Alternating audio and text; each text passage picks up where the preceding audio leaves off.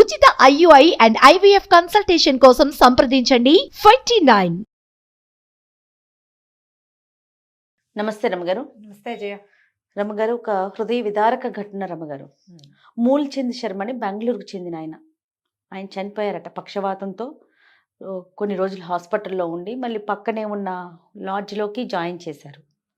అయితే పిల్లలిద్దరు, కొడుకేమో ఆఫ్రికాలో ఉంటున్నాడు, కూతురేమో కెనడాలో ఉంటుంది. ఇట్లా మీ ఫాదర్కి బాగాలేదని ఇక్కడున్న పోలీసులు ఫోన్లు చేశారు. కొడుకైతే అసలు అందుబాటులోకే రాలేదంట రమ్మగారు, అతను ఫోనే రీచ్ కాల. కూతురు ఫోను రీచ్ అయితే తను మాట్లాడిన మాటలు ఏంటంటే, అంత్యక్రియలు చేస్తే చెయ్యండి, తగలబెడితే తగలబెట్టండి, లేదా వదిలేసేయండి, ఎవరినడిగి మీరు హాస్పిటల్లో జాయిన్ చేశారు అని చెప్పి అక్కడి నుంచి రిప్లై ఇచ్చిందట కెనడాలో ఉన్న అమ్మాయి. వెంటనే పోలీసులే తర్వాత కార్యక్రమాలన్నీ నిర్వహించారు. ఇది పేపర్లో, సోషల్ మీడియాలో ఎలా చక్కర్లు కొడుతుందంటే ఈ వార్త రమ్మగారు. అసలు దీని గురించి అసలు ఏం మాట్లాడాలి? ఇదిగోండి, ఆయన కనీసమైన క్రియలు కూడా చేయట్లేదు. అంత్యక్రియలు కదా రమ్మగారు. మళ్ళీ మనం ఆ మనిషిని ఏం చేసినా చూడలేని పరిస్థితి కదా. మినిమం సెన్స్ కూడా లేకుండా ఎట్లా తయారవుతున్నారండి? అంటే ఇవి ఎలా ఉంటున్నాయంటే, మానవ సంబంధాలు దెబ్బతినిపోయే స్థితిలో ఉన్నాం జయ. మనం అవి పెంపకాల్లో ప్రాబ్లమ్స్, తండ్రి సరిగ్గా రెస్పాండ్ అవ్వలేదు, మమ్మల్ని చూడలేదు, చేయలేదు, అదేదో కాలేదు, మాకు కావాల్సింది చూడలేదు, సంపాదించలేదు, సరిగ్గా చదివించలేదు, లేదా మా చిన్నతనాల్లో ఆయన మమ్మల్ని ఏమి అటెండ్ చేయలేదు. ఇవన్నీ ఏవేవేవేవో కారణాలు ఉంటాయి. వాళ్ళు కూడా అక్కడి నుంచి రాలేని పరిస్థితితో ఏమిటో మనకు తెలియదు. ఏదైనా ఒక సంతానానికి ఒక కనీసమైన ధర్మం ఉండాలి కదా. ఇప్పుడు పెద్ద అయ్యాక చదువు సంధ్య ఏదో సరిగ్గా చెప్పించలేదు, మీరు చిన్నగా ఉన్నప్పుడు తిండో తిప్పలో ఏవో వాళ్ళు పెట్టకుండా మీరు పెరగలేదు కదా. ఇప్పుడు ఒకళ్ళు కెనడాలో, ఒకళ్ళు ఆఫ్రికాలో ఉంటే వాళ్ళ కష్టం లేకుండా ఎలా వెళ్ళుంటారు? ఎలా వెళ్తారు? పేరెంట్స్ ఎంతో కొంత చేయకుండా, ఏదో విధంగా చూడకుండా ముందుకెళ్ళారు కదా. అసలు సాధ్యం అవుతుందా? సాధ్యం కాదు. మనిషి పిల్లలకు అసలు కుదరదు. బాగా చెప్పారు. మామూలు జంతువుల పిల్లలు ఎటగొట్ట బతుకుతాయి, ఎట్లాగోట్లా బతుకుతాయి. పక్షి పిల్లలు కాస్త రెక్కొచ్చాక ఇక దానికి ఏం పెట్టక్కర్లా. అవును, మనుషుల పిల్లలు అట్లా కాదు కదా. స్కూళ్ళని, కాలేజీలని ఎన్ని రకాల బాగా చూసావో బోగు చూసావో ఎట్లన్నా కానివ్వండి, ఏం చేసినా తల్లి తల్లే, తండ్రి తండ్రే కదండి. అంతే. కనీసం ఈ చివరి రుణం తీర్చుకుందాము అని ఏమనాలంటే మినిమం కర్టెసీ, రెస్పాన్సిబిలిటీ సహజమైన కాదు, మన బాధ్యత. ఇప్పుడు రెస్పాన్సిబిలిటీ కాదు, కర్టెసీ అయినా చెయ్యాలి కదా కనీసం. బాగా చెప్పారు. రెస్పాన్సిబిలిటీ లేదు మీకు, వెళ్ళిపోయారు బయటికి. ఈ బయట ఉన్న పిల్లలు అందరూ ఇట్లా ఎందుకు చేస్తారు జయ? అందరూ చేయరు. కొంతమంది అయితే పెద్దవాళ్ళు అయితే పేరెంట్స్, మా కజిన్స్ లో నేను చూస్తాను జయ, ముగ్గురు పిల్లలు, 2 ఆడపిల్లలు, మగ పిల్లాడు. అబ్బాయి అమెరికాలో సెటిల్ అయ్యాడు, ఆడపిల్లలు ఇక్కడే ఉన్నారు. కానీ బాగా పెద్దవాళ్ళు అయ్యాక వాళ్ళ అమ్మా నాన్నకి గ్రీన్ కార్డు ఏదో చేయించి తీసుకుపోయాడు పిల్లాడు. వాళ్ళు ఎప్పుడప్పుడు సంవత్సరానికి 2 ఏళ్ళకి ఒకసారి ఇక్కడ వచ్చి చూద్దాం అనుకుంటే, వస్తే ఇక్కడికి రాగానే ఈ జ్వరాలు ఏవో వస్తాయి, వాడు పరిగెత్తుకుంటూ వచ్చేసాడు మళ్ళీ. అసలు మంచి పిల్లాడు అనగానే వాడి కంట్లో కనపడతాడు మాకు. అది మంచి చెడు చెప్పుకుంటాం. మళ్ళీ వచ్చి మళ్ళీ దగ్గరుండి తీసుకెళ్ళిపోయాడు. మీరు నా దగ్గర ఉంటే ఏదైనా అయినా నేను ఉంటాను. వాళ్ళ అమ్మా నాన్న చుట్టం చూపుగా ఇండియా వస్తే, ఇండియాలో అనారోగ్యం వచ్చినా సరే అబ్బాయి వచ్చాడు. ఇప్పుడు అందరికీ అలా రావడం కుదరదు, నేను ఒప్పుకుంటా. అందరూ తీసుకెళ్ళలేకపోతారు, అది కూడా మనం యాక్సెప్ట్ చేయాల్సిందే. అందరికీ తీసుకెళ్లేరు, అందరూ గ్రీన్ కార్డులు చేయించుకోలేరు, అందరూ వెంటనే రాలేరు. కానీ ఒకసారి వాళ్ళు డిస్మైజ్ అయిపోయాక, వాళ్ళు వెళ్ళిపోయాక, వాళ్ళకి కనీసం మన ధర్మం ప్రకారం ఏం చెయ్యాలో అది చేయాల్సిందే కదా మరి. కానీ కొన్ని సందర్భాల్లో రాలేకపోవటం కూడా చూస్తున్నామండి. ఆల్ ఆఫ్ సడన్ జరగటం, టికెట్లు దొరకపోవటం, ఏదైనా సరే కనీసం మాట తీరైనా. ఎలాంటి కొటేషన్ అంటే రమ్మగారు, వీలైతే తగలబెట్టండి లేదా వదిలేయండి, లేదా పాడేయండి. వీలైతే తగలబెట్టండి లేదా పడేయండి. ఆ అమ్మాయి మాట్లాడిన మాటలట రికార్డింగ్స్ లో మనకి బయటకు వచ్చినాయి. సోషల్ మీడియాలో కానీ న్యూస్ పేపర్స్ లో కూడా చూసాం రమ్మగారు. ఇప్పుడు కొడుకులు ఏదో సరిగా లేరు, కూతుళ్ళు బాగా ఉంటారని చెప్పుకుంటున్నాం మనం. ఇప్పుడు సమాజం చాలా మంది అవే, మగ పిల్లల కంటే ఆడపిల్లలే నయం. ఏది ఆడపిల్ల? ఆ ప్రబుద్ధుడైతే అసలు ఫోనే కలవలేదు. ఇప్పుడు దీన్ని మనం సార్వజనీనంగా అందరికీ వ్యవహారంగా మనం చెప్పలేం కదా. ఆడ మగ నయం కాదు, అసలు మనుషులుగా ఉన్నారా లేదా ప్రతి వాళ్ళు, ఏ ఆడైనా మగైనా మనుషులుగా ఉన్నారా లేదా కనీసం. ఆయన అనారోగ్యంగా ఉన్నా నువ్వు అటెండ్ చేయకపోయినా ఓకే, ఎటగొట్ట నడుపుకుని ఉంటుంటాడు పాపం. ఆయన ఏ డబ్బులో ఉండుంటాయి, నడుపుకున్నారు. కనీసం మరణానంతర క్రియలైనా మనం నిర్వహించాలి కదా. అంత మాత్రం పేరెంట్స్ కూడా ఏంటంటే ఇంకొకటి ఉంది జయ, ఇటీవల ఒకటి గమనిస్తున్నాం మనం. వాళ్ళు బిజీగా ఉంటారు, రారు. ఏదో వీళ్ళకేవో కోపాలు అలకలు వస్తాయి పిల్లల మీద, మాట్లాడడం మానేస్తారు. ఉమ్.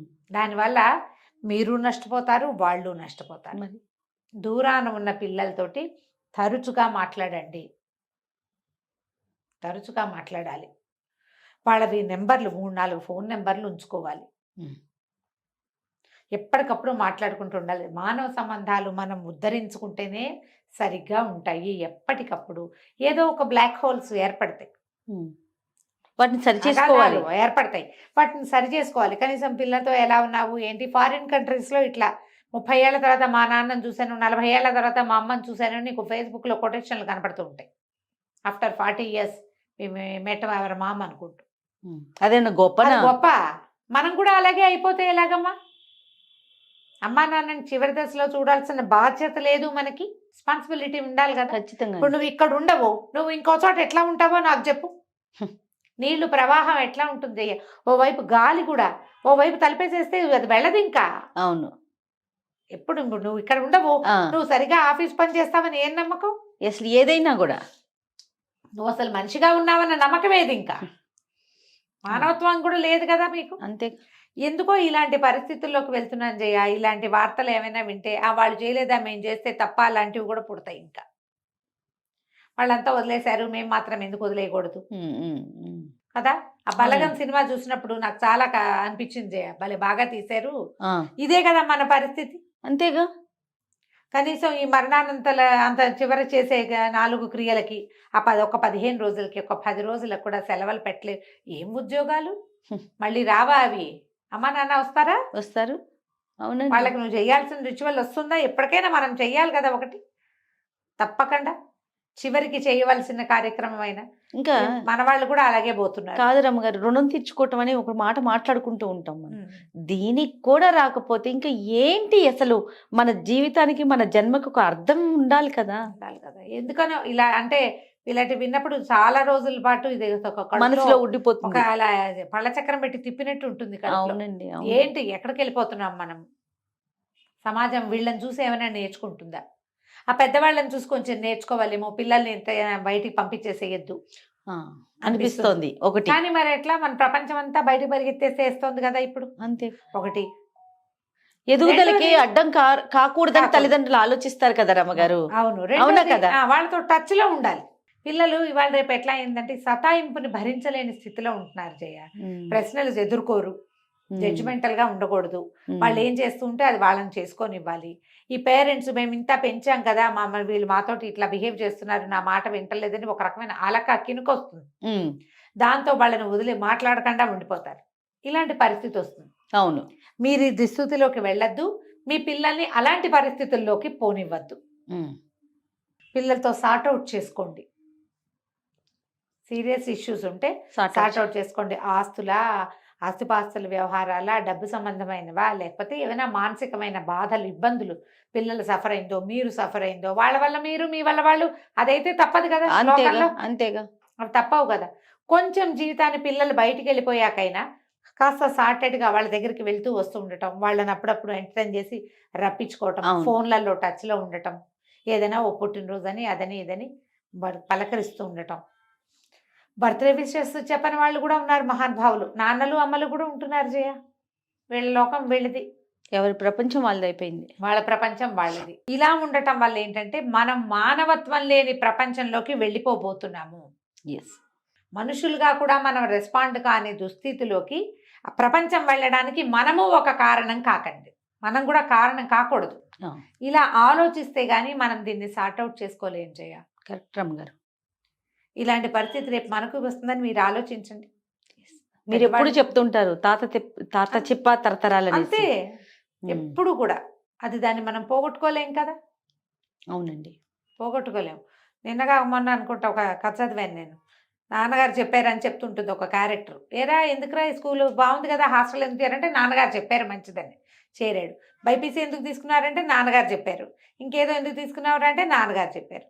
తర్వాత ఏరా మీ తాతగారిని ఓల్డేజ్ హోమ్లో చేర్పిస్తున్నారు కదంటే అవును నాన్న చెప్పారు, ఆయనకి బాగుంటుంది.